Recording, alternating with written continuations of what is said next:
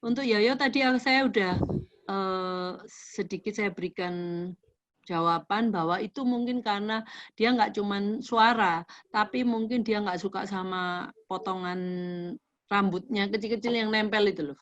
Iya, iya, Bu. Nah, kalau mau mengurangi sensitif suara terhadap suara potongan mesin potongnya, nah itu juga cari aja suaranya itu.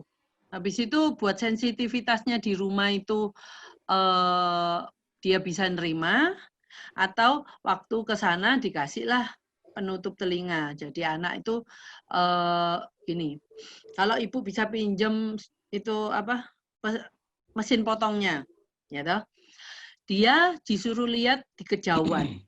Nah, dia tahu ini loh mesinnya di kejauhan kan suaranya pastinya nggak keras. Kalau gitu, dia seberapa jauh, seberapa lari kemana? Ya, oh berarti dia itu sampai ke sana dia tolerirnya. Akhirnya anak-anak ini kalau dia dikasih waktu untuk bisa dikasih waktu untuk bisa adjust terhadap sensitivitasnya, akhirnya anak ini akan bisa menghadapi itu di hari hanya gitu.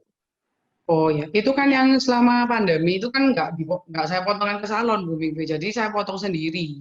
Oh lah ya Nah, ibu itu kan baru lihat alatnya belum dinyalakan itu takut ya. udah nangis. Heeh. Nah, jadi gini, kalau dia beliin tutup alat ini dulu, atau dia suruh melihat yang dicukur itu bukan dia, mungkin saudaranya gitu loh. Nah, kita kan mau tahu dia sebenarnya takutnya terhadap suara atau takutnya terhadap dia waktu proses pencukuran itu. Dia nggak suka sama rambutnya yang Mm-mm. nempel-nempel itu. Ya. Kalau dia yang dicukur orang lain, dia cuma melihat, tapi dia juga takut, berarti dia takut sama suara. Gitu Oh kan? iya, kemarin kembarannya mau saya potong, nah itu dia kan lihat juga. Nah, Nah itu dia juga langsung bilang no no, terus langsung apa lari. lari sembunyi gitu. Heeh. Nah, enggak apa-apa. Nanti gini, kalau saya carilah video potong rambut, ya toh, dengan ada Mm. suara klipernya nih. Nah, jadinya dia ngomong, dia lihat suaranya kan bisa kita kecilin kan? Ya. Nah, coba dia, kita ngelihat ini. Memang sebenarnya awalnya udah dikecilin suaranya supaya dia nggak kaget, gitu loh. Terus kita ngomong, ini suaranya kecil. Oh, benar-benar kalau kita suaranya kecilin mungkin dia masih mau lihat, gitu loh. Iya, iya. Kita perlihatkan anak yang mungkin potong rambut, anaknya seneng nggak rewel seperti dia, ya itu banyak hal yang kalau kita memang dia hipersensitif, ibu buat dia hilangkan sensitivitasnya pelan-pelan terhadap Iya. suara tersebut. Jadi Oke? itu antara suara sama kulitnya ya Bu ya. Iya. Sensitif. Dan mata itu biasanya membantu. Karena apa? Saya mungkin gini, saya sudah punya pengalaman kalau benda itu akan membawa banyak banyak hal yang saya tidak suka ya. Jadi dia ngelihat aja langsung udah. Iya. Jadi kita harus potong itu pelan-pelan. Kita ngomong, oke ini loh enggak apa-apa. Jadi kita kalau kita tahu, jadi akhirnya kita ya apa ya bisa membantu dia untuk melalui hal ini gitu. Jadi kita itu Oke. lebih baik dilatih dulu Iya, atau dilatih dulu. dipotong dipaksa gitu Bu. Jangan dilatih. Kalau Dilatih dulu ya. kalau mau ibu mau potong mungkin jangan pakai yang clipper itu, pakai yang gunting biasa itu, yang nggak pakai. Oh iya ya. Ya, itu kan nggak ada suaranya. Kadang loh suara itu pun dia nggak suka. Krek, Iya krek, nggak suka krek, sih gunting gitu. juga nggak mau. Nah, itu biasanya ibu bisa latih kalau dia menggunting kertas, kan juga ada suaranya. Krek, krek, krek. Nah, Oh iya. kalau dia menggunting kertas mau, berarti dia nggak mau gunting rambut, mungkin ya karena problem di kulitnya itu. Ya kayaknya Sensitif, di kulitnya sih, soalnya di gunting kertas nggak apa-apa. nggak apa-apa ya. Nah, Iya. kalau memang dia nggak pakai ini tuh, kayak di salon itu loh, supaya kulitnya nggak jatuh ke badannya itu loh. Nggak mau, Bu Mingvei. Nah, itu yang dicoba dulu. Jadi gini, Oh, Cobalah seperti makan makanan atau kita makan, cariin yang pendek, itu kan besar Iya, toh. iya, Cariin yang pendek kayak orang kita makan pakai itu supaya nggak belepotan, mungkin ya. iya, Terus akhirnya tambah lama tambah besar. Akhirnya mereka juga, oh iya ya kalau pakai ini aku nggak nggak gatal lagi. gatal ya. Nah gitu.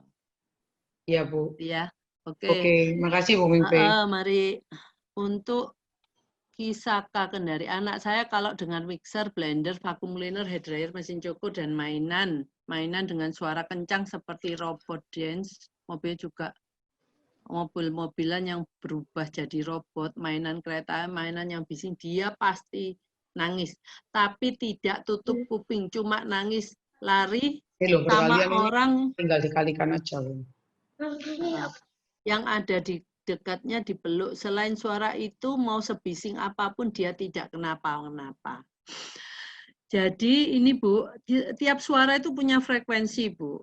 Nah, kalau anak Ibu memang tidak suka dengan suara ini, ya kayak vacuum cleaner, itu kan frekuensinya lain dengan suara mesin potong rumput.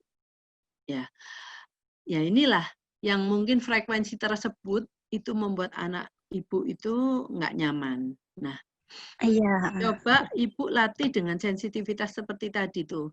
Apa namanya, mendengarkan suara itu, tapi dengan kontrol volume ada di tangan dia. Jadi Kalau kita tahu. kalau ini Bu, dia kayak belum tahu pakai remote, belum tahu volume. Oh, Ibu mulai dari suara yang rendah dulu menurut kita. Yang cuma mungkin bisik-bisik gitu ya. Iya, iya. Ya.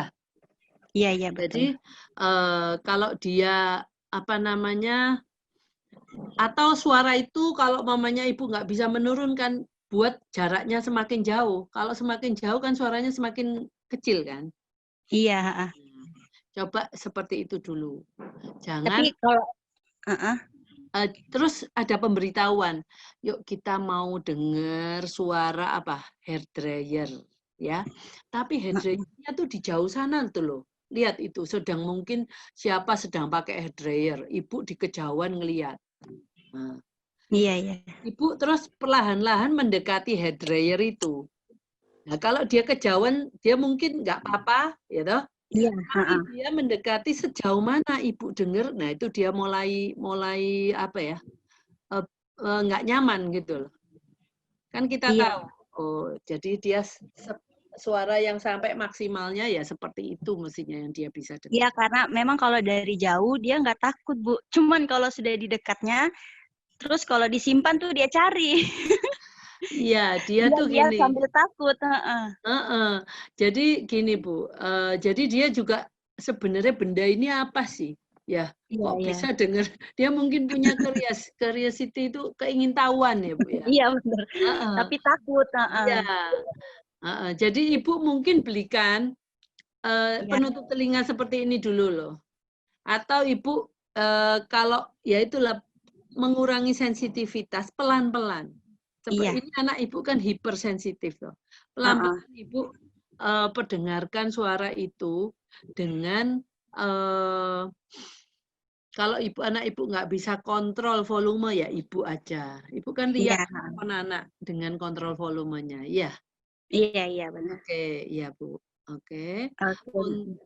Makasih. Ya sama-sama. Untuk Ibu S2,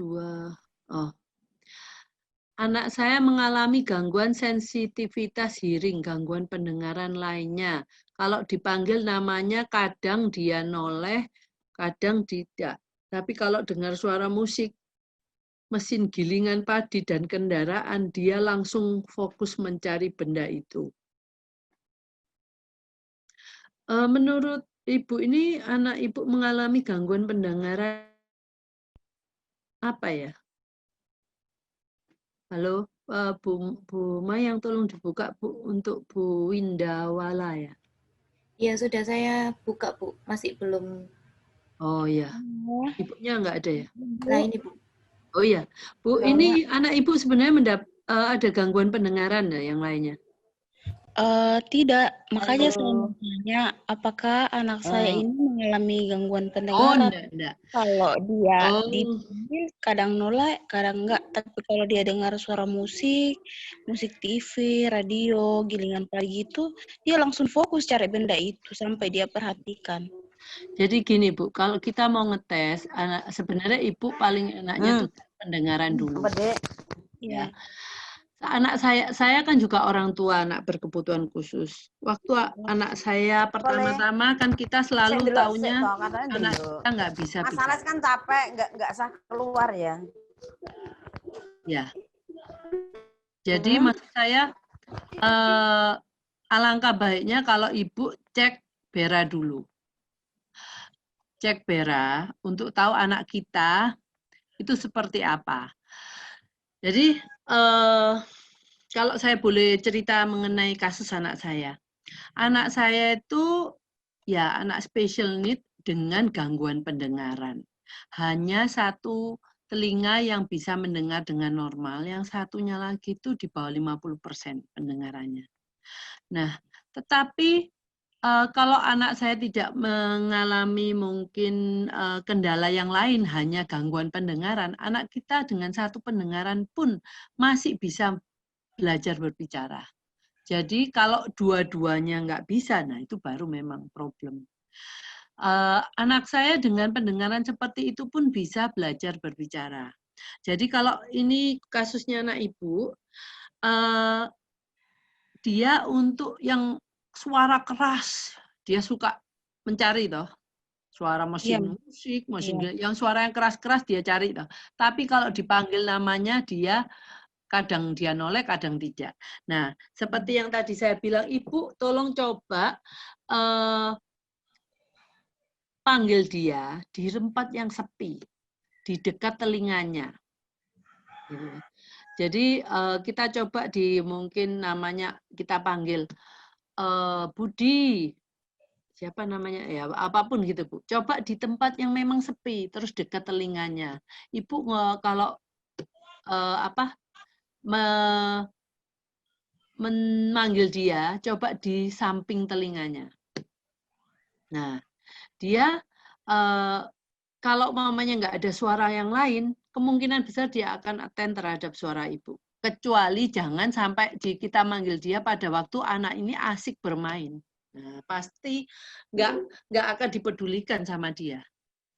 Gitu ya. Jadi ibu coba itu dulu.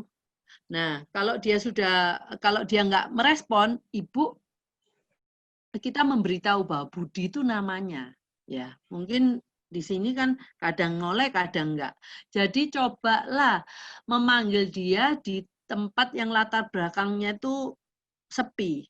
Jadi akhirnya anak tahu, oh Budi ini namanya dia. Jadi jangan manggil lagi di tempat yang ramai, pasti enggak. Hasilnya kan enggak tahu lebih banyak enggak nolehnya. Nah, jadi kalau dia nantinya sudah konsisten untuk memberikan respon dipanggil namanya di tempat sepi, nah Ibu baru coba di tempat yang agak ramai. Itu ya Bu ya. Oh iya Ibu ya. Ya, oke. Yuk mari. Terus untuk Bu Nur Aspiani Jannah, Ibu seorang guru ya, punya siswa yang sangat sensitif dengan teriak dan tangisan. Jika ada yang menangis dan teriak, si anak akan dengan refleks memukul orang yang menangis dan teriak. Ya itu memang banyak terjadi gitu. Apakah ini termasuk karena apakah ini termasuk ciri? Oke Bu, anak ini sensitif karena suara tangisan dan teriakan itu dia sensitif Bu. Jadi untuk mengurangi sensitivitas teriakan dan tangisan ini, Bu, Ibu tolong suruh orang tuanya, atau kalau Ibu di sekolah, dia taruhlah sementara di tempat yang agak jauh, yang agak di tepi-tepi, Bu. Jadi jangan di tengah-tengah anak-anak. Jadi tengah-tengah anak-anak kan lebih kesempatan bagi dia untuk bisa mendengar suara tangisan dan teriakan kan semakin besar. Jadi kalau umpamanya di tepi agak menjauh dari kelompok anak-anak itu, nggak menjauh seperti terpisah, enggak, tapi masih jadi satu, tapi dia bagian yang tepi. Memang kalau nanti ada anak yang teriak dan menangis, ini anak ini dibawa keluar dulu, Bu. Karena memang itu, wow, itu memang banyak terjadi. Walaupun dia duduknya mungkin jauh dari anak yang neriak, yang sedang menangis, dia akan jalan menuju anak tersebut dan anak tersebut akan dipukul. Nah, itu saya tahu. Benar, Itu ya, Bu.